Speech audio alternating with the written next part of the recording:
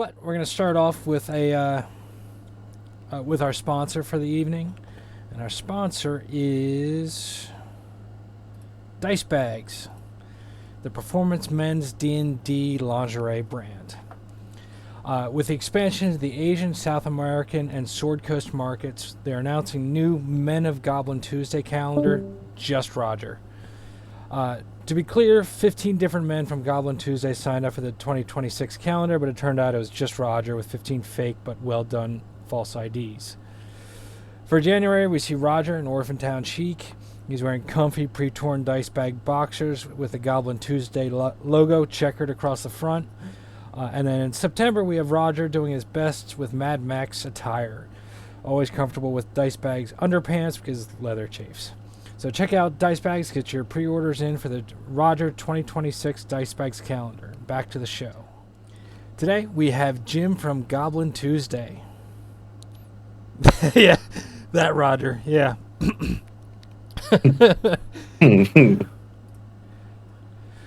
So Roger would never own that many pairs of underwear, let's be honest. He has one pair of underwear, and he's never washed them.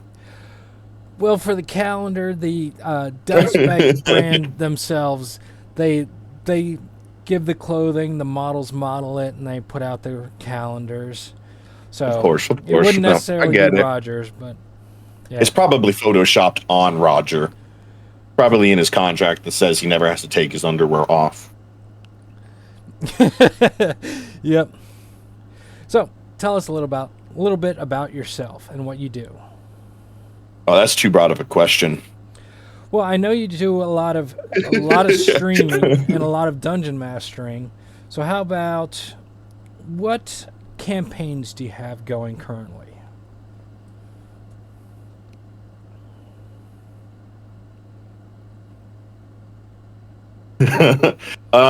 Define currently for me. Well, do you have? I know you have. Do I have to be running them consistently? Because I've got about 12. 12. How are you doing that? By taking breaks from some of them and not doing others in a while and hating myself and stuff like that. Well, how about currently? Currently, one's running. How many do you have? So we have Neverviled, we have Ashmire, we have Strahd, I have Age of Ashes. So currently I have 4 that are regularly going on. I have a play-by-post, so actually that's 5, with another play-by-post getting ready to start, so that's 6. And other Pathfinder game, so that's going to be 7. You know, you are allowed to blackmail other people into being the DM. This is allowable. So you are correct in saying that. However, I have learned since joining the Twitch community as a whole and meeting other people who run D&D that I am very, very particular with the type of dungeon master that I would play under. So sometimes if you want a job done correctly, you've got to do it yourself. So what kind of dungeon master do you like to play under? I mean, what are the qualifications? Does writing count? So it's sometimes hard to fully describe like what you're looking for or what I'm looking for. It's a lot of times I know it when I see it, and I know I don't want it when I see it, type of thing. Because of the fact that one, I've only been playing TTRPGs or running them since 2019. So still fairly new to it.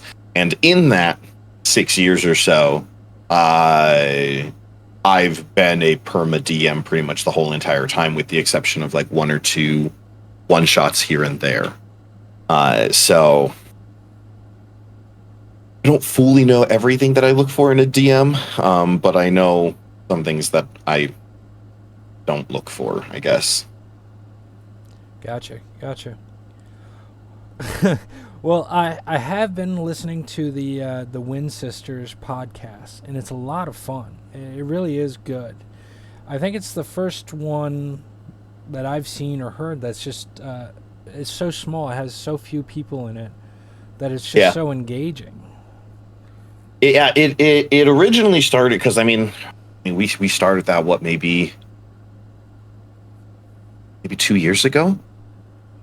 2023, because we were in this new house when we started it, and it just started as I wanted to see if I could do it, because I didn't know what it was going to take to try and record stuff, and I had never done anything editing wise, and I was like, the last thing I want is to have a 6-party campaign and having to sit there trying to edit 6 lines of audio, 7 lines including mine. And I was like, that's going to be overwhelming because I do everything. So I'm like, maybe if I just do it nice and small. And I knew what I was getting into because obviously the 2 players in that, one is my sister, who has been in pretty much every single game that I have run since I started playing D&D. And then the other is my wife, who has been in pretty much every single game that I've been running since I started running D&D. Well, I like the small style games because it allows you as a DM to really truly engage with the players without having to stretch too thin. Yeah, I do enjoy it a lot. I picked it up right around when they head up into the mountains for the giant races, and that was a lot of fun.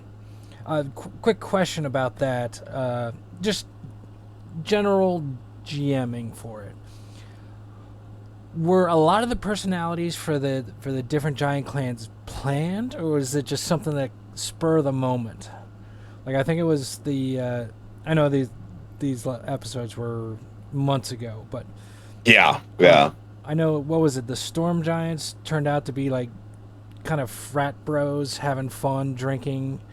Is that kind of thing planned, or does it come up in the moment, or is it just feedback? The only one that was actually that I had originally planned was the Fire Giant, I believe it was. The Fire Giant who ended up winning the race. I think it was a Fire Giant.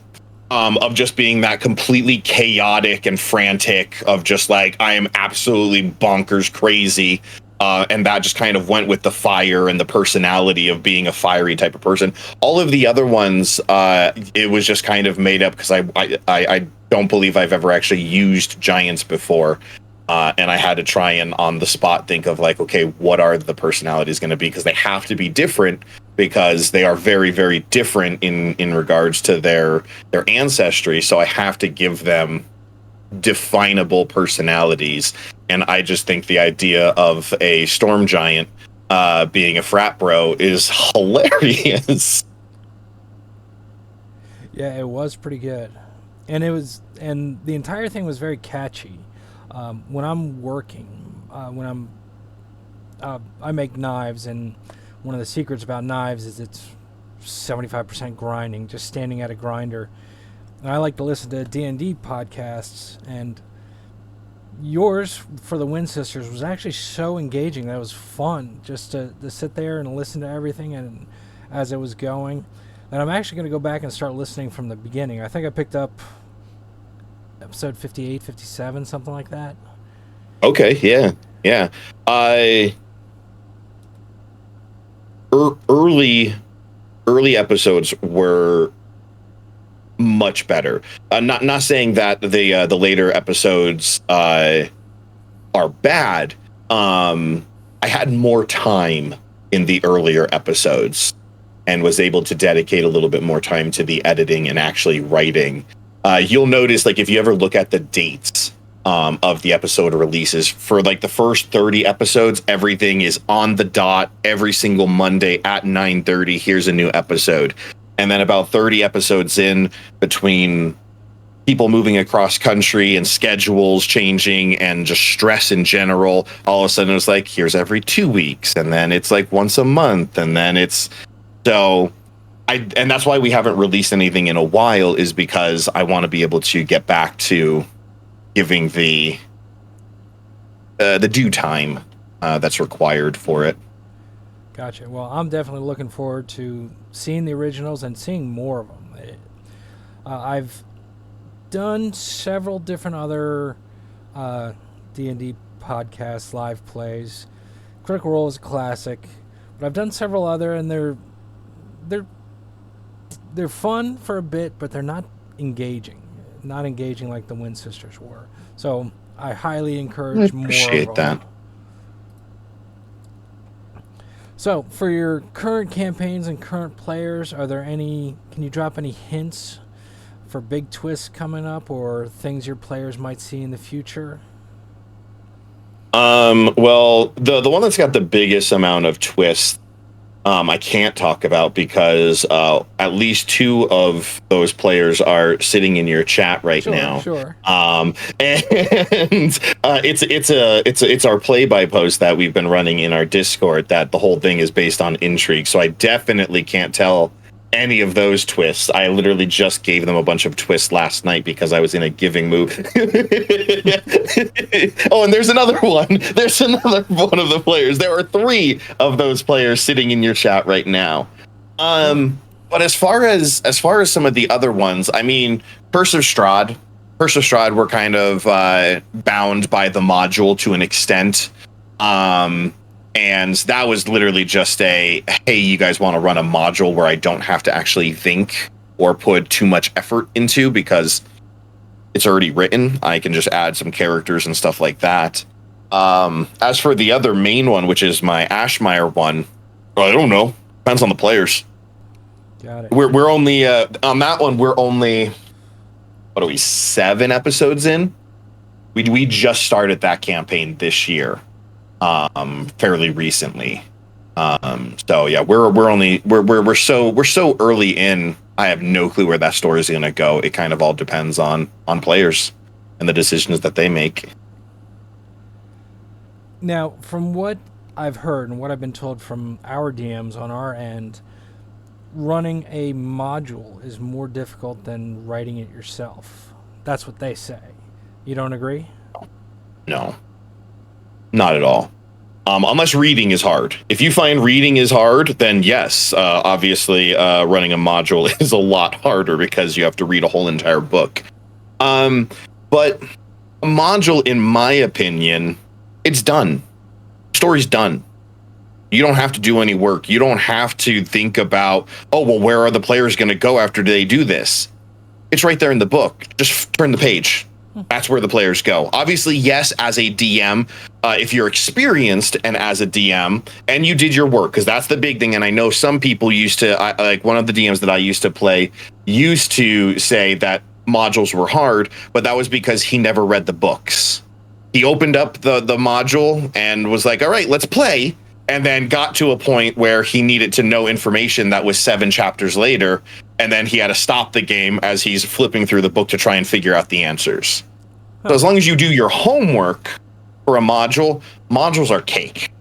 It is so simple because you already have your characters made. You are like your NPCs. You already have a big bad evil guy. You already have the motivations. You already have all of that stuff.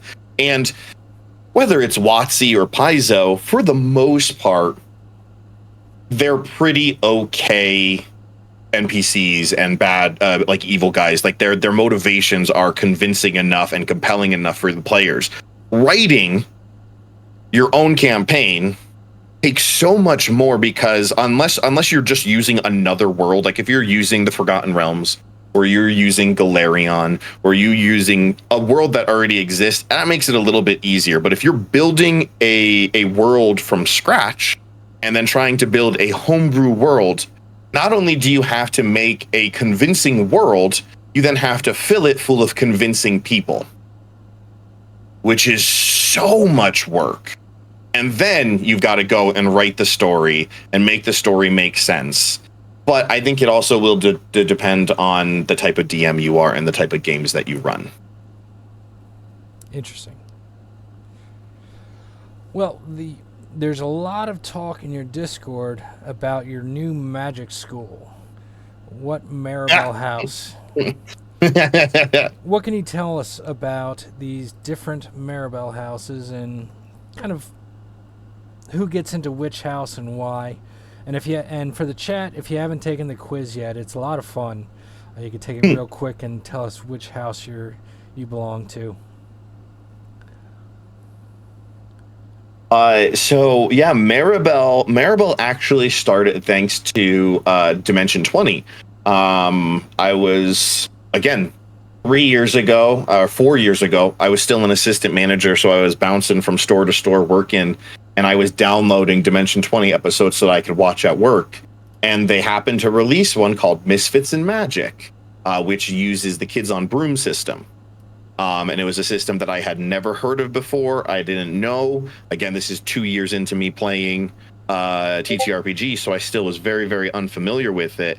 And then, yeah, I'm an idea guy, and listening to that, and I got some feedback from some of my players, and was like, hey, you guys, would people be interested in doing a Harry Potter-esque campaign? And there were a bunch of people who were all over it. And I don't ever like to go small for things. When I'm doing campaigns, I'm not just going to be like, here's a bullshit idea. No, I'm going to give you a whole world. So I immediately started writing for Maribel University of Magic. But yeah, no. So then, yeah, I ended up going and spending days just writing all of this lore for this new college, because I didn't want to do it kid. Like, Harry Potter is 11 to 18, and I was like, I don't want to do that because I don't want to have people role playing as 11 and 12-year-olds on stream, because that might be weird and TOS-y, and I didn't want to touch that. So I was like, what if I made it a college for people who discover their magical capabilities late in life, rather than finding out you're a wizard at 11. Instead, you have no magical abilities until you turn 18, and then all of a sudden it's just like, now you've got it. So yeah, I just kind of was playing around with the different schools, and you know, we as DMs, we do nothing but steal our content from other creators, because that's how everything works. Whether we've stolen it from Lord of the Rings or Chronicles of Narnia or whatever high fantasy style thing, we've taken stuff from them. So the four houses are heavily inspired by the four houses of Hogwarts, of course. So yeah. So I got, taking the quiz, I got House Terraflay. Now, Terraflay, you're a hippie. Is that what it is? You're a hippie, yeah. You are. Well, that's what we joke. So Terraflay is the oldest school, or the oldest house. They were the originally founded by Native Americans. So Maribel actually exists up in Montana, in the mountains of Montana, and was originally founded by Lewis, Clark, and Sacagawea when they were doing all of that stuff. So they were the ones who initially did that. There's a whole bunch of lore behind it, but yes, Terraflay was originally founded by the original magic users, which were a lot of the Native Americans, and they are big proponents of using earth magic and lots of protection magic and stuff like that. Well, that's one thing I really liked. Did you ever see the show and the book The Magicians? Yes. Yeah. Yes. My wife is actually reading the books right now. I've never read the books. I have watched the show, though. The books are some of my favorite, and it makes it very clear. Basically, everywhere you go in the world, everyone kind of has their own form of magic. And the one thing I really like from it was in the show, and it was also in the book. You learn, and this is just a tiny minor spoiler, you learn that whales are actually magic users, and somehow they're constantly casting a giant spell that's protecting the earth from something. never find out what it is. So that's one thing I really like about that. Everyone has their own magic. Everyone does it their own way. And there's no real right way to do it. Right. But I highly recommend the books. So much better than the TV show. Well, no, let me change how I say that. So much different than the TV show. TV show is still great, but it definitely goes different than the books. So, next question. Who is or was your favorite character in any campaign or one-shot that someone else played, and why?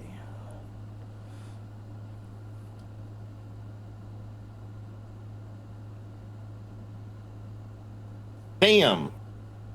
I've run a lot of campaigns in the short amount of time that I have played.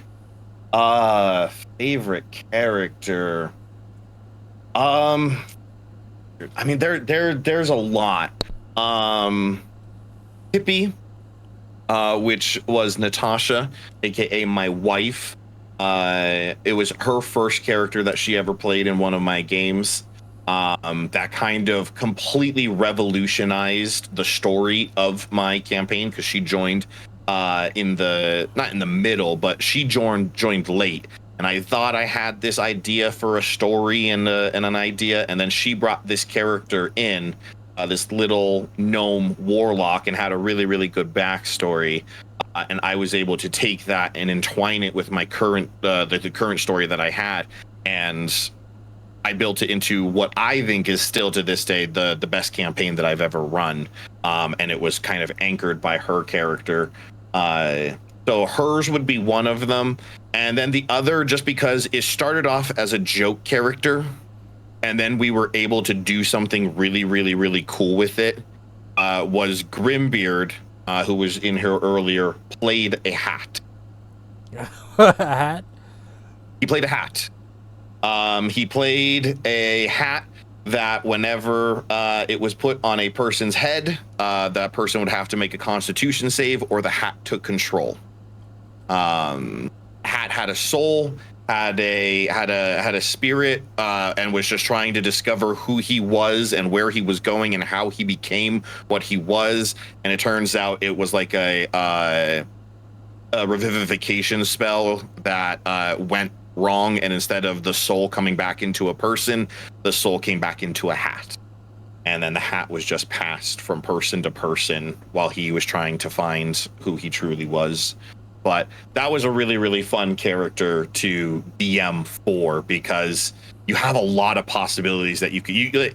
It's one of those things that you could just take it as a joke character and be like, okay, he's playing a hat, ha ha ha ha ha, ha, funny. Or you can take that opportunity and run with it and turn that joke into something meaningful. And I think that's why it was so good, was because it was more than just he's a hat. Now, did the hat have inherent class, or was it the class based off of whatever person it landed on? Whatever person it landed on. So Grim actually approached me, and he gave me, I think it was like 4 minis that he showed me, and he's like, here you go. And I placed all of those minis in the bar to kind of determine who the hat was gonna get placed on. And the players had the hat, because the players, this hat came falling down, and the one of the players immediately put on the hat. And I was like, okay, well, this wasn't really expected. But he immediately, and the person rolled horribly on his save, so Grim ended up taking over for a bit. But yeah, he ended up putting, I don't remember what you were on. Was it a rogue or paladin? Yes. By the end of the campaign, the hat itself was a level 3 paladin. Yeah, that would be fun. Yeah, and I think that was the cool idea, because of the fact that it allowed, if that character died, one, it kind of gave you that moral dilemma of, does the hat actually care about the person that he's on? The hat doesn't have any, like, He doesn't care if the person dies. He'll just get put on a new person. So it's one of those things of like, all right, this meat suit's done. Let's go to the next one. Really? Huh. So the hat didn't eventually care for the person it was on? Well, because the hat had its own personality. The hat was its own being. Eventually, the hat did get his own body. He did, I think, finally become a person in the last episode, I do believe. That would be fun. Like, how would someone lose the hat? Just through character death? Or? It was either character death or the fact that he could still technically communicate with the being, the host. He was still able to communicate with the people around him, and that's how he kind of told the party of like, hey, just give me to somebody. When you're done with me, just give me to somebody. Oh, it's just like person keep on passing it off. Yeah, pass it on. Got it. Because he started off as when we first started streaming. We had opened it up where if you redeem channel points, I think it was like 5,000 channel points, you can be a guest star in our campaign for one episode. So we would bring, and that's how he started. He was just supposed to be a one-off. And then when we came out with season 2, he was like, I would like to play him full time. So we finished up that campaign with him as a hat. It was great. Perfect. Those are some great characters. Yeah. Now, since you're writing, what was the count? 12 campaigns. Have you had any chance to watch anyone else's? I mean, there are multiple people that I do watch. As a DM, if you actually want to be good at what you do, you have to watch others. Sorry, not if you want to be good. If you want to get better. Because you can still be a good DM and have never watched anybody else. But if you want to get better at your craft, you have to watch other people, because you're gonna learn from I don't know everything about DMing. I don't know ways to handle certain situations. So when I first started doing this, we made it a point. We have a whole entire community that we call the Tableverse over on Goblin Tuesday and Grimbeard. That it's us, Grimbeard Adventures, the Dirty Rollers, 10 Rabbit Bears, Rebel Aviator, all of these people who all were in the tabletop genre of streaming, small-time creators. That we all watched each other, because you're gonna pick up from other people's DMing styles and seeing how they do things and seeing what not to do or seeing what to do, because there's so many out there. And, not to be a dick, but not all of them are great. A lot of them are, but you're also gonna find things like, I don't ever want to do that as a DM type of thing. Interesting. Next question. If you had to get one famous person, live or dead, to join you for at least a few sessions in one of your campaigns, who is it and why? Brennan Lee Mulligan. Brennan Lee Mulligan.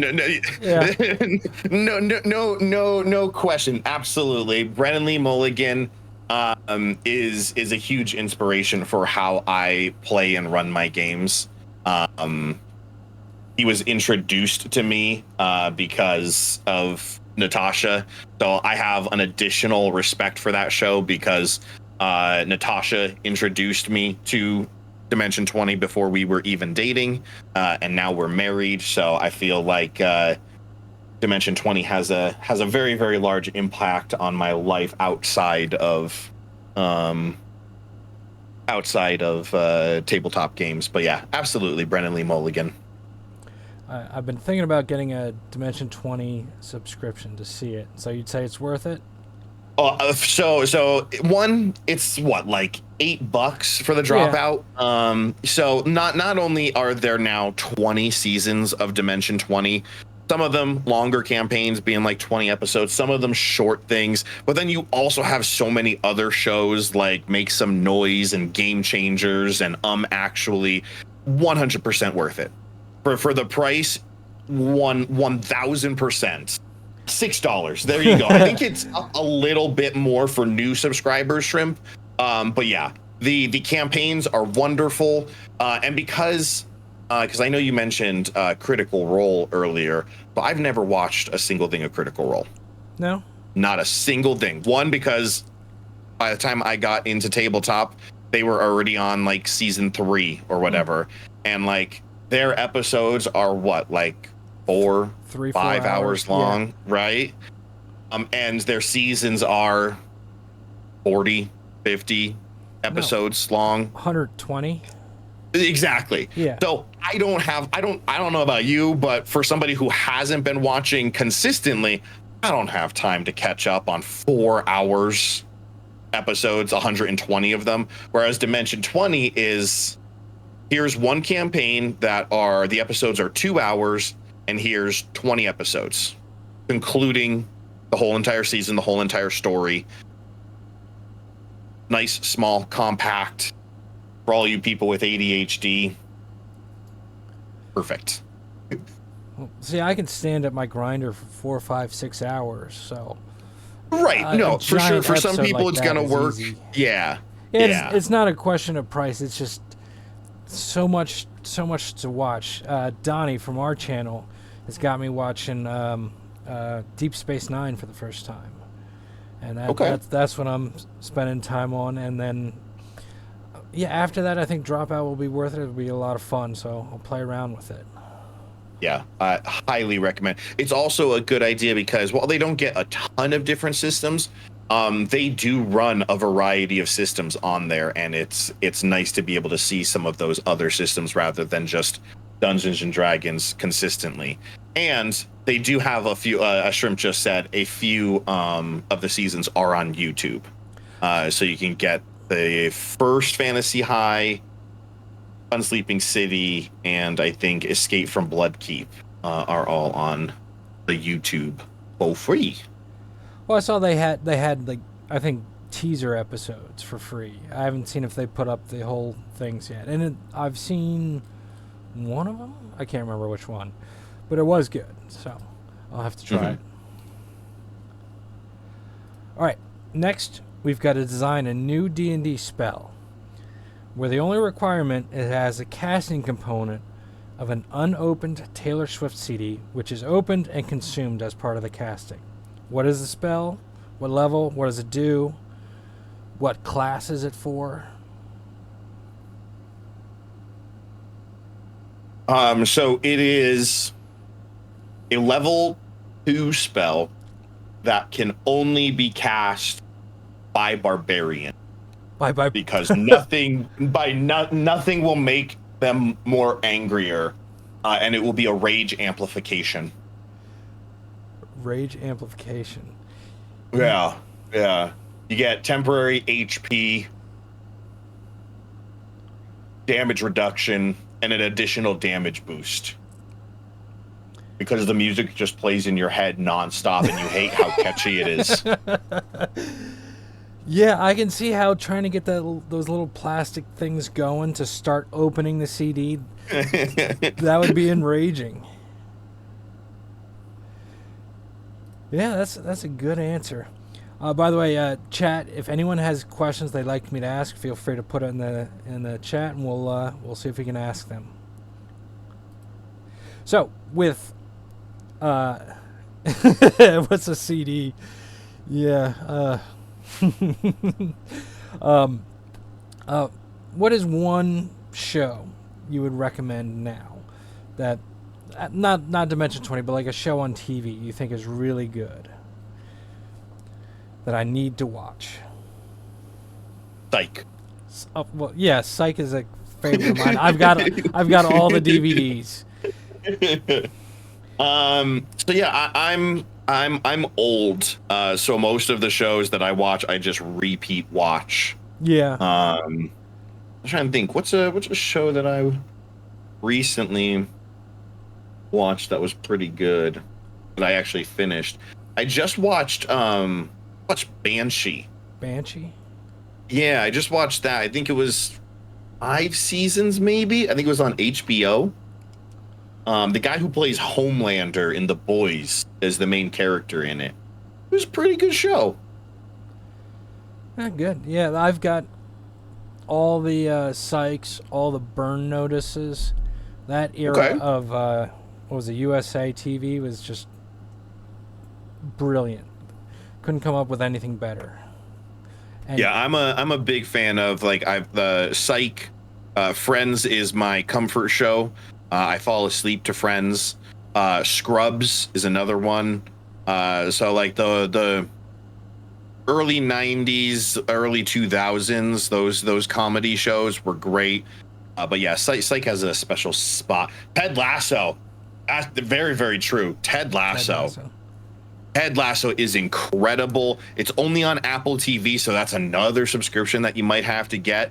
But for 3 seasons, 33 episodes, it is one of the best TV shows I have ever watched in my life, and I just watched it for the first time last year, and I've already rewatched it 4 times. 4 times. Yeah. It's genuinely so good. Yeah, if I didn't stop myself and force myself from seeing new stuff, it would just be repeats of everything. Yeah. Although the one thing that is my comfort, not show, but movie, I watched so much when I was younger, it still puts me to sleep. And it's a little weird. It's Starship Troopers. I watched that movie so many times off of DVD. I think I wore it out and had to get a new one. And now when I'm watching it, if I'm just relaxing, I can feel the eyelids just start to droop. I had that. That was a movie that I watched quite a bit often, but on VHS. Yeah, VHS, yeah. Yeah. Classic. Can't go wrong with Starship Troopers. All right, Booty wants to know, where does a good piece of intrigue come from? Do you plan it out way ahead of time, or is it just spur-of-the-moment inspiration? Little column A, little column B. Some things are influenced, obviously, by spur-of-the-moment stuff in regards to you guys either A, give me an idea, or you do something in the game or stuff like that. But for the most part, with how I write my campaigns, I tend to write out very, very far in advance. Now, obviously, that's not always going to work because your players may just completely ignore stuff, and that's okay. But it's definitely, I feel, for me, something that needs to be planned in advance. You can't just wing it to make it a convincing bit of intrigue. Do you or Booty have any examples from past stuff you can think of right now, just so we can tell the chat something interesting, have some piece of intrigue? Well, I mean, so the play-by post that we are currently running in our Discord right now, it's the whole entire thing is because it's a play-by post, and sometimes combat via post might be a little rough. There's not a ton of combat, so it's a big old mystery of a bunch of stuff going on in the city. Booty, yes, yeah. Since you are in the chat, you've had a couple oh my god moments. So you'd probably or Natasha or Shrimp, both of you just having the ability to be like, this was a moment of like, oh my god. His mom. Yeah. So in Booty's case, Booty came out with this character, a little tiny tiefling that was a warlock, but in his backstory, he didn't go into detail with it. He's just like, something happened and I made a deal. I don't know who I made a deal with. I don't know the conditions of the deal. I just did it. And I gave him a couple days of playing to see how he played and to see how he acted. And he was playing his character in a certain way. So like his was not planned super far in advance because it was kind of triggered by how he played. And that was just a moment of, I noticed that he was being a little bit of an angry little guy. And then I was just like, all right, as I'm starting to form the concept of the story, I'm like, what could really throw a wrench in this and maybe potentially cool down the anger that he had, and not get the whole entire party killed, because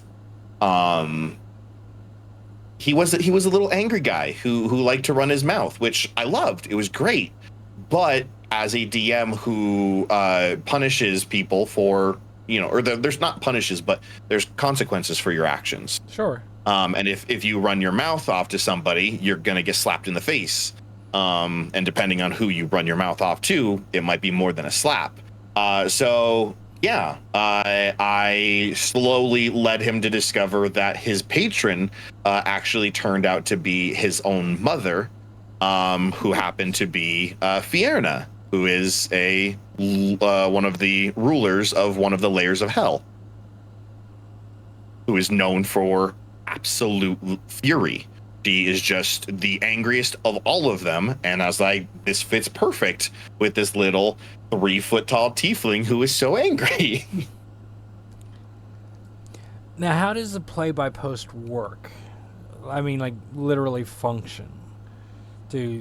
Someone says they do something and they have to wait for you to respond, or pretty much for the most part, that is exactly what a play-by-post is going to be. Usually how it works is like, so I'll wake up, obviously I'm like 2 hours behind a lot of people except for Booty, I'm an hour ahead, but I'll wake up in the morning and I'll make a post in the thread that play-by-post is going on, and I'll be like, okay, here's what either A, you guys wake up to, or here's things that are going on throughout the day, or hey, you guys tell me what you're gonna do. And I happen to work a fairly comfortable job that I don't have to be constantly doing stuff, so I have access to the Discord quite often. So it's just literally sitting of like, hey, you guys wake up, what are you doing? Hey, you're not going to be able to get to your computer today? That's okay. You're just hanging out. And it's just, yeah, I would like to do this. I would like to go talk to this person. Currently, the party is doing some investigations into trying to figure out how they're going to kill a possessed piano that has been using Booty's character's art as motivation to commit murders across the city. Now, you said combat is difficult. Do you gather everyone into one spot and say, hey, we're doing combat now, or is it just individual or small little groups that come together? So I am not a person who is like, with the exception of this upcoming combat where they're going to try to fight a piano. That one I'm going to need to gather everybody, because I told them in advance, this is a very, very difficult fight. I'm not going to reduce it too much. I mean, I did just put on easy mode because they're all stupid. But I didn't want to cheapen the fight too much by having only one person go after it. But for the most part, if one person is walking down the road and decides to try and get into a fight, I'm going to fight that person. And it's kind of all those. It's a never-ending split the party. Sometimes two people are going to be together and they're going to get into a fight. Other times, there was one time I think I had three encounters going all at the same time, because 3 members of the party went one direction, 2 went the other direction, and another one went somewhere else. So I have 3 chats going on in 3 different sections, trying to manage who's fighting who and stuff like that. So, yeah. Oh, so you split out each split to its own chat. So Yes. So depending on how it's going, I'll have I'll have different threads and stuff like that. Like if I don't want people to accidentally metagame, I'll put 2 people in one thread and be like, you guys can have this side conversation over here, so you're not bogging down the main chat. And for those combat things, I was like, okay, we are having you guys are triggering 2 encounters at once. So I had 2 separate threads for each encounter. And then I had a private DM with another character who was doing their own thing. So, yeah. Yeah, that sounds fun, but I don't know if I'd be able to not look at it constantly, you know? I have a couple players like that. We had to yell at one of the players because they were constantly looking at it. I mean, hey, if you have the ability to, great, but... It would be fun. All right, next question.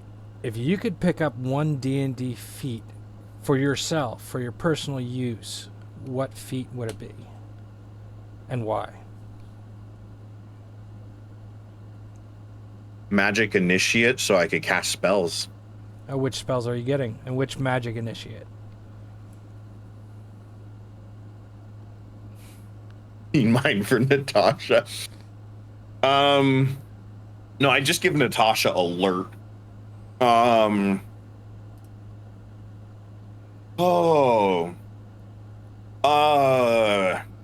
It would be hard not to choose Druid. So then I could just cast Goodberry all the time, and my food budget would drop drastically. Yeah, but wouldn't you get tired of Goodberry all the time? Not if it was saving me a ton of money.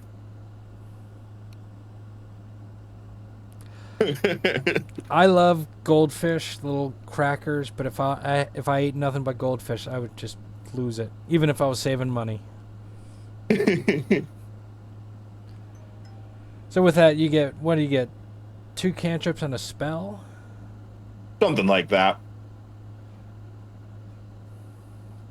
Yeah, and that's the thing. You would only need 1 Goodberry a day, and you're good. Yeah. So it's not even like it's something, because like I think that's the thing is like, if I had to consistently eat the item like throughout the day, then yes, it would get frustrating. But it's popping a daily vitamin. Yeah, but how many? You pop that Goodberry at the beginning of the day, and you are set. Yeah, but if you think about it, how many calories are in a Goodberry?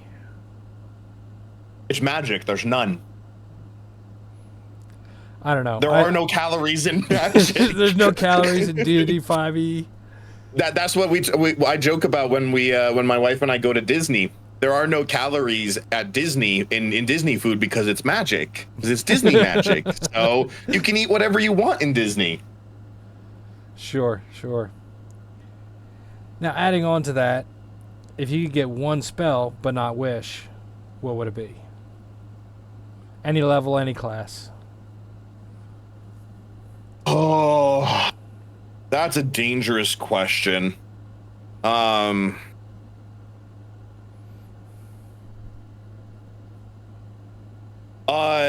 Gift of Gab. That's the one where you can undo something you've said?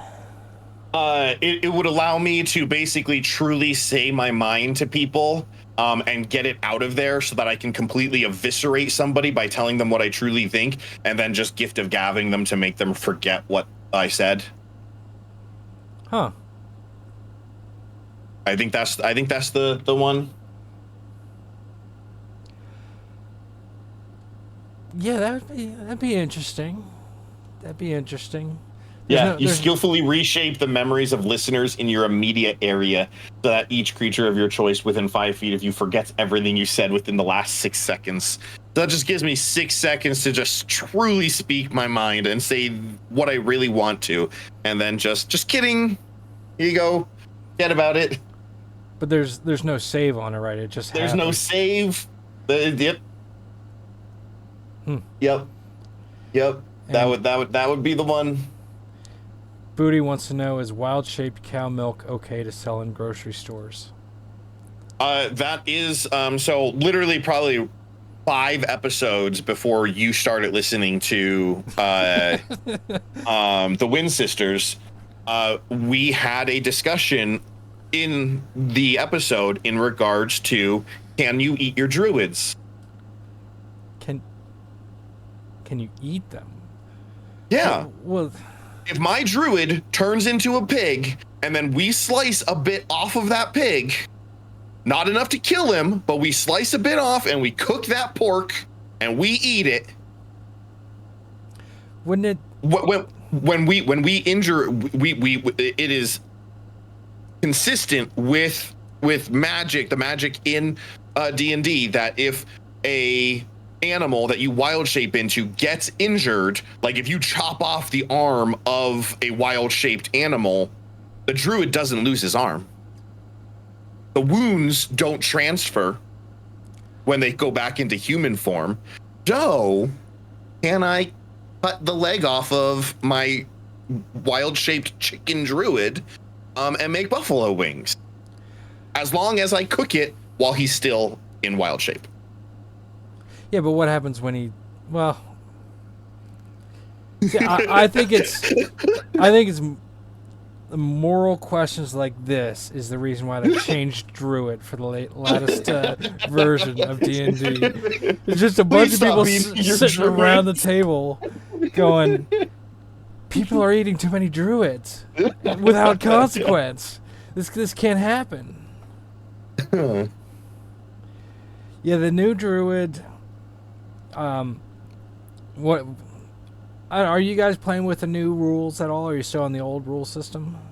We are, but we don't have a druid, so I didn't even look into druids. Okay. Yeah, the druids, they get a little bit of temporary HP, but they're still playing with their main body of hit points. So if a wild-shaped creature goes down to 0, the druid's unconscious. Totally unconscious now. Okay. So it's a bit of a change. I don't hate that. I don't hate that. Yeah. Early game, I hate that. But as a person who ran a game up until level 18 and had a level 18 druid or a level 19 druid in that party, as a DM who truly wants to challenge his players when it comes to combat, having a druid in that party is devastating. Because they just keep on gaining health. They're just like, especially if it's a moon druid and they can change into bigger, like, or better creatures. Yeah. There's so much health that they just keep on getting. So yeah, we're queuing up a campaign, and it might start soon. And I'm playing a druid, but I'm like, my druid character will go out of the way to never wild shape. That's part of his thing. He'll just find it debasing. But even if he does, I think it's something like you get 3 times druid level temporary HP, and then you're chewing into your own HP when you're in wild shape. So, like, yeah, a real low level druid's not getting much to play with when they wild shape. Well, and I think that's the, again, depending on the type of DM that you are and the game that you're running, I like that because of the fact that old druid rules, a druid had nothing to lose. Like, a druid can just be like, nothing, I can do stupid stuff because nothing is going to put me down. I just wild shape into this thing, and guess what? I have an additional 60 HP. And then I go down, and 1 turn later, I'm going to do it again. Type of thing. Whereas this is like, it makes you be a smarter player because you now don't have the ability to just be like, free health, here we go. I can go do stupid things, type of thing. Yeah, druids are very powerful, Booty. Yeah, so we on Goblin Tuesday we occasionally do something that we called 13 Towers, where it was just purely for the combat people, just people who loved combat, and you and a party of 3 other people, so a party of 4, would create whatever you wanted as long as it wasn't multi-classed, and you would start at level 3. Create a level 3 character, and then you would enter these towers, and all 13 towers were 1 class, and you had to fight 4 of 1 class. And I played around with those, and the druid tower is the worst one, because playing against 4 druids who are just wild shaping consistently is terrifying. Yeah. But why no multi-class? Because if you're going to multi-class, then I'm going to multi-class. Type of thing. Because it was strictly just like, it's not RP or anything. It's just you build your characters to go into these towers. It was conceptualized as like a contest. See how far into the towers that you can get. So you go into one tower, you get X number of potions, you fight the first tower, you don't know who the next tower is. Sometimes, like, the first 5 towers are done at level 3, the next ones are done at level 6, and then the final 3 are done at level 12. So you don't know the order that the towers are drawn in, so occasionally you'll get lucky and you'll get a level 3 druid tower, which is great because you get that out of the way early, versus getting a druid tower at level 12 where it's very, very, very difficult. But multi-classing can allow, I still want it to be a challenge, and there are ways that you can multi-class to basically break that challenge. Like, just throw rogue onto a ranger. Done. You've got rogue rangers getting sneak attack on all of their attacks. They're already adding +9 to all of their attacks. Hell, y'all play an Aarakocra that have flying, and now you're flying and you're just shooting arrows from above. There are a lot of ways that you would be able to break it that would just completely ruin the point of the challenge. Because the challenge isn't so much of can you beat one tower, it's more so can you beat all 13 towers, because you have to manage your resources. You don't get short or long rests after things, so you're not regaining spell slots until until you reach your 5th tower and stuff like that. But then it was also a matter of, if you're going to multi-class, then I'm also going to multi-class the people that are in the tower, and that's just going to make it not very fun. Interesting. Yeah, that's kind of like, I don't know if you ever played the game Pathfinder Kingmaker, the video game. Yeah, one of the DLCs is just basically a straight dungeon crawl. No story, level up each level, stuff like that. Which was a lot of fun. You look like you used to watch TRL live. I know I did. Back in the day. Excuse me? TRL live? Total Request Live? No, you never watched it? I don't know what that is. Well, I was going to ask what your favorite music video was. Favorite music video was or is? Was, however you think of it. Ooh, favorite music video. So favorite music video of all time to this day is still going to be Take On Me by Aha. Yeah. The animated one, the one that's like hand drawn. One of the greatest music videos I've ever seen, because I just loved that creativity of just the hand drawn thing. But then, currently, anything by Falling in Reverse. Their music videos have been crazy as of lately. Yeah, the which song? What was it? Prequel. That music video got me to buy an album, and it was the first album I bought in years. Let's go. I mean, I've downloaded a lot of music. I've done that, but that was like that music video. That song was so good. I had to get it. I had to reward them. Nice. So yeah, that's definitely in my MP3 playlist. Okay. Yeah, prequel. So now, what is one book or series of books that has yet to be made into a TV show or a movie you think deserves it more than anything else? My initial joke answer was going to be Halo. Halo? Okay. Because we don't count the bullshit TV show that came out on fucking Paramount. Yeah. But have you seen the Forward Unto Dawn? Forward Unto Dawn was great. Yeah, that's a great movie. It's by itself. That could have been great if they would have kept on going with that. But book,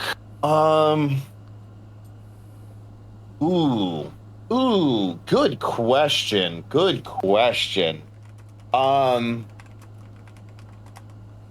The Looking Glass Wars. It is a 3-book series that is another take on Alice in Wonderland. A little bit darker of a take. Not as dark as America McGee, but a very, very, very cool take on it. But that's one that I would love to see actually be turned into a show. Into a show? Okay. Yeah. Was it Looking Glass Wars, you said? The Looking Glass Wars, yeah. It's by Frank Beddor, Beddor. I'll have to check it out. Looking Glass Wars. Yeah, if you like Alice in Wonderland and stuff like that, great. I never read the original, so. It's The Looking Glass Wars, Seeing Red, and Arch Enemy, I think, are the 3 books. But yeah, very, very good. Very good. All right. Other than Halo, which adaptation really sucked? Of a movie or like a movie, book? TV series from a book. Booty says Aragon. I liked that as a kid. I never read the books though. Yeah. Honestly, not that they sucked, because I still like them, but they could have been better. But Harry Potter. I'd say the same thing. Yeah, like, don't get me wrong, I love the movies, but I like them as a standalone. Like, if you don't compare them book to movie, oh, if you do, it's just they could have done so much more with the movies. See, I do compare them. I just can't help it. Because like I never saw the movies at first, but I was a cabin counselor or camp counselor way back in the day when they were first coming out with the books, and every one of the kids had one, and I was bored, so I started reading it, and I was like, man, this is really good. It's so good, yeah. And then you see the movies, and just like they're leaving out so much. So, yep. Yeah, no, absolutely. Like the first 3, I think, were always okay. Yeah. But once you hit 4, that's when they just started dropping so much stuff out of the books. I was just like, they're so important. It's so important, the stuff that you're leaving out. Yeah. I am excited for the TV series. I think they're going to do a good job. And Memphis says books should never be made into a movie. TV series, they should be made into a TV show. I agree. We'll see how they do with Harry Potter. I think they're going to do a good job. But we'll have to see how much makes it to the cutting room floor. The Dresden Files sucked, Booty says. I've been eyeing up that TV show. I'm wondering if I should see it, but I have not enough time currently. All right, and we'll finish with one last question unless we get any more questions from the chat. What is your favorite book of all time? The Places You'll Go by Dr. Seuss. And why is that? Huge impact on me as a kid, as an adult. Dr. Seuss to this day is one of my biggest inspirations in how I write our children's books and stuff like that.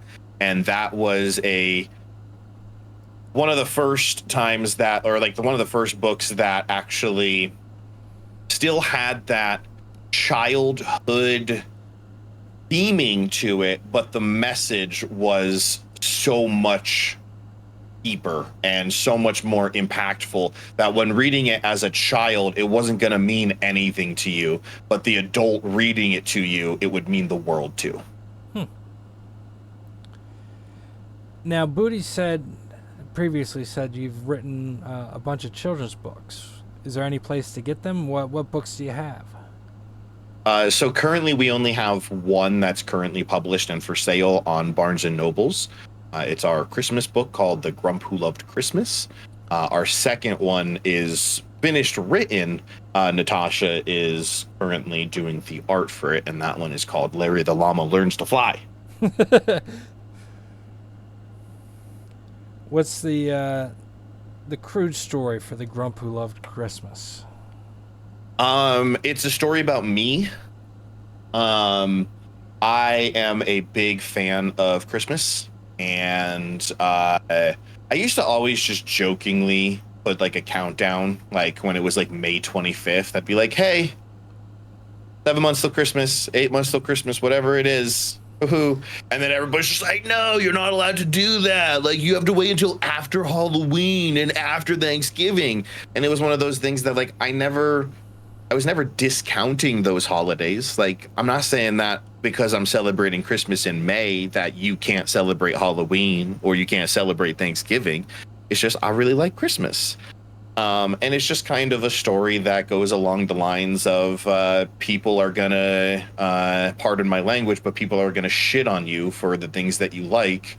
And it's up to you to continue to be who you are, regardless of what other people think. And if you want to sit here and enjoy Christmas in July, do it.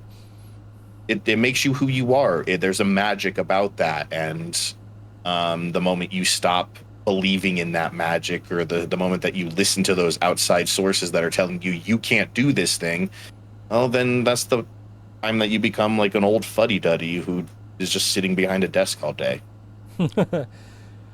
I'm not a huge Christmas guy. It's a lot of fun, but I don't go nuts about it. But I did get in trouble with a lot of people one year because, as a kind of joke, I took my Christmas cards and then I waited until after Christmas, until January, and then I sent them for the next year's Christmas. And a lot of people got unreasonably mad about that, and I don't know why. Yeah, because and like that's the base, like really the basis of the story is people are just gonna get mad at you. People are gonna yuck your yum for no reason, and it's not a you problem. It's because they're miserable shits. They have nothing better to do than to get mad about stupid stuff. Now, how difficult was it to get the book published? So this one, I did a self-publishing. Barnes & Noble's makes it ridiculously easy to publish.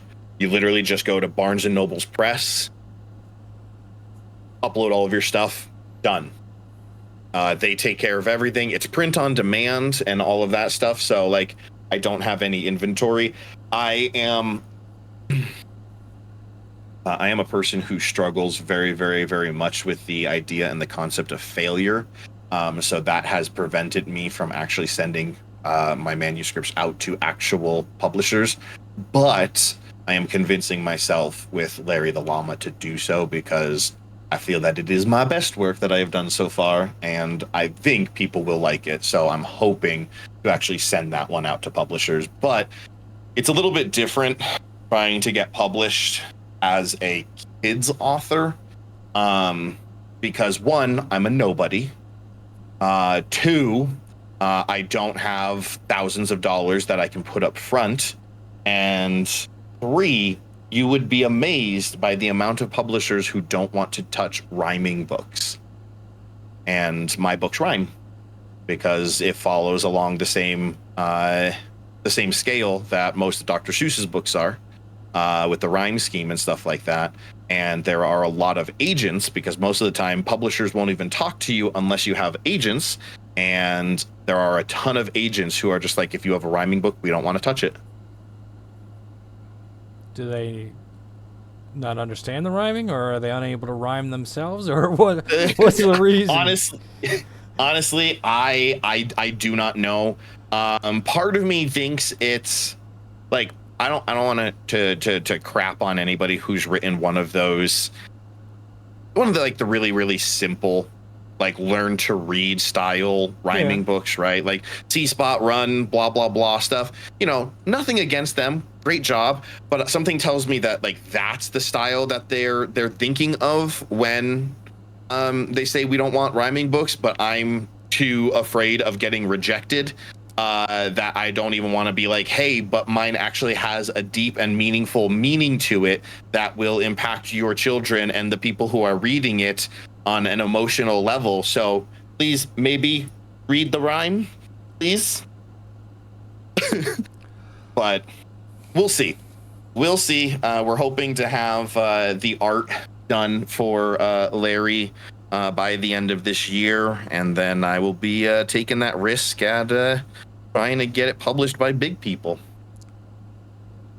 Well, how many sales have you got for the Grumpy Love Christmas through the Barnes & Noble press? So in total,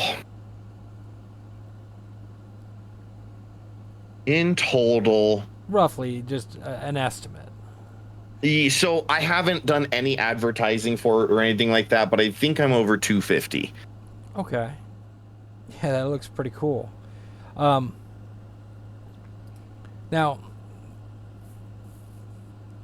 you making a little bit of money off of each book, or is it so with that, it's not horrible. So it's been a while since I've even looked at that. I think hardcovers are going for $14.99, if I'm correct. Yep, that's what it says. And they take about $5 of that. So I'm getting roughly around eight and some change on a hardcover. I'm getting about $5 on a paperback. Huh. Now, what age range would you say this is for? Because I've got a niece that's 4 or 5. So, when I promote it, I say in the style and the words, it's aimed at all ages. In the content, it's aimed at, I mean, ultimately it's for everybody, but the message behind the books that I write are along the same lines as The Places You'll Go, of yes, it's going to be cute and adorable and there's cute little pictures for the children, but the meaning behind the book is intended to be more important to the person who's reading it to their children, because that's ultimately my target audience. Like, yes, I want you to read this to your kid and stuff like that because they're gonna like it and they're gonna enjoy it, and the pictures are awesome. Natasha does amazing art, but I want it to be one of those books that stays on your shelf that you read over the years, and like, you know, it was read to you as a child, but then you turn 12 and now you're reading it and it's just like, oh, there's a different meaning to this now. And as you get older, there's like, for example, with Larry, the whole entire story behind Larry is, I am a big advocate of, if you want to do something with your life, go and do it. You have a dream of doing something, do it, or at least try to do it. Whether it succeeds or whether it fails, you still have to try. And that's the story behind Larry, of Larry wants to learn how to fly. Now, obviously, Larry is a llama, and there's no way that he's actually going to fly with jumping off a roof using a trash bag or strapping a kite to his back or whatever.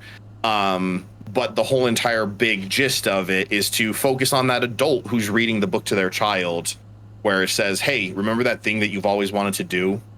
Maybe you should give it a try. Because at some point in your life, you are going to look back and wonder, what if? What if I tried to do that thing? But now it's too late, and now you can't go back and try. So no matter what, you have to be able to look back on your life, and whether you've succeeded or whether you have failed, you have to be at least able to say that I at least tried. Yeah, that'd be a good book. But yeah, I keep all my books. I keep them all. And someone borrowed one and lost it, and I got angry at them. I was expecting it back.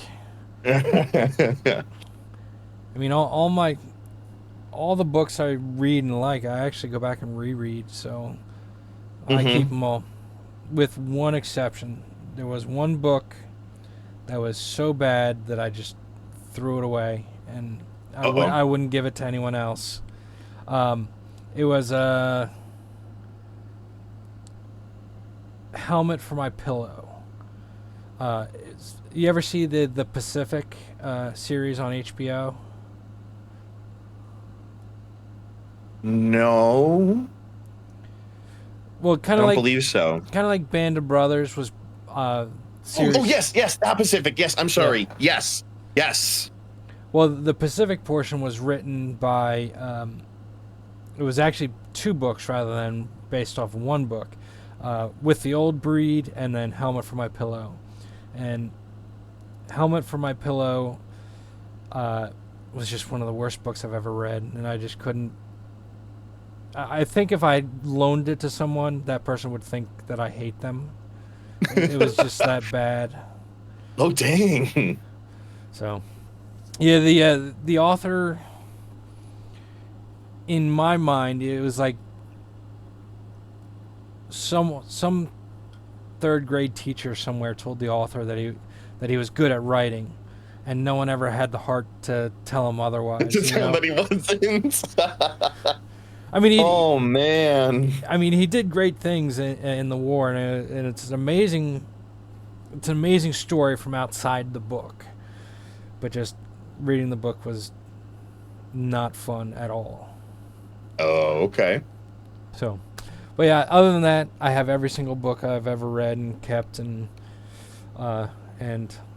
at some point I plan to reread everything. There you go. But yeah, so if we have no more questions from chat, we're going to finish off for the evening. Be sure to go out and purchase The Grump Who Loved Christmas. That does look really good. I think I'm going to see if I can get this for my niece. And make sure to write a customer review, because those things help. They do. It's the worst book I've ever written. Just when I thought Helmet for My Pillow was bad, I read this pile of garbage. No, I probably 5 stars. No, I probably won't read it myself right away. I'll probably just send it right for my my niece in Colorado. Yeah. So, but yeah, that does look interesting. Take a look at it. Take a look at all the stuff that Goblin Tuesday does. Their podcast on Spotify is really good. Do you not broadcast? Do you publish any of your other campaigns? Stream them? So we do stream our one D&D game on Sunday. Every other Sundays we stream that one on Twitch. We're doing a little bit of an overhaul of how we do things, because I'm going to try and focus on starting to produce some YouTube campaigns that are just recorded strictly for YouTube without the stream interruptions and stuff like that. But yeah, on Twitch every other Sunday, and then we also have every other Saturday we have on Discord streamed Curse of Strahd game. So if people show up to your Discord, they'll be able to watch the stream? Yeah. Yep. Oh, interesting. Yeah, we host it on a stage every other Saturday. That way, if anybody just wants to pop in and just hang out. Ooh. What do you mean a stage? So on Discord, you have an option of like there's your just normal channels, your voice calls, but then there's something else that's called a stage that allows only the people that you choose to be able to speak, and everybody else is just in the audience. And then they have the ability, if they wanted to raise their hand, they can go and talk and stuff like that if you give them permission. But it's a good way to be able to still have that stream feel without the stress of actually having to be on for stream and stuff like that. See, I'm from the X-Fire and Ventrilo days, and it seems like every few years for me they switch to a new voice chat thing, and everything changes, and I'm an old man yelling at the clouds, "Stop breaking my stuff." For sure. So, with that, I hope you had fun here with this interview. We're gonna keep doing it for more and more people. See if we can build up the community. Really, just to have fun, to just talk with the D&D creators. Now, like I said before, your Wind Sisters was a lot of fun. I was looking for your other streams, because if they were just as much fun as the Wind Sisters, I wanted to see them, but I couldn't quite find them like after the fact. Booty told me they're up on Twitch for like a week or two. Yeah, some of the VODs last for a little bit, but for the longest time I wasn't posting VODs. And our stream schedule just got so messed up with vacations and stuff like that we hadn't done a TTRPG stream in weeks. So anything that we would have done is long gone. Gotcha. But that's one of the reasons that we're going to be starting to do the YouTube thing, because I think that's going to be fun, and it's a little easier to fit into schedules. Yeah, well, I'm looking forward to them. The ones I've seen are just so much fun, so engaging, and like I said, I have fun listening to them while I'm working. So everyone, go over to Goblin Tuesday, check out their Discord, check out their streams. No, don't go over there. No, they're trash. Okay. We almost got you to 100 follows tonight. Almost. Yeah, I was keeping an eye on it. Got you to 99. Well, hopefully Darn. we'll push it over tomorrow night. We run Sundays and Wednesday streams. Sunday stream is Herald of Rain, where Fox takes us through the Silk Road campaign. We have a lot of fun doing that. And Booty earlier said that I'm playing a Santa Claus character, and that is not true. I am not Santa Claus. What's wrong with Santa Claus? Nothing's wrong with Santa Claus, and I'm definitely not Santa Claus. Sounds like you're Santa Claus. And yeah, it carves wooden toys and gives them out to kids. That's definitely not Santa Claus. You're totally Santa Claus. And then our Wednesdays we run the Malice World, which is Warhammer Old World, and Azrael gets to torture us with all the evil things that happen in Old World Warhammer. And then every other Tuesday, Minfa runs her When Nine Lights Rise campaign.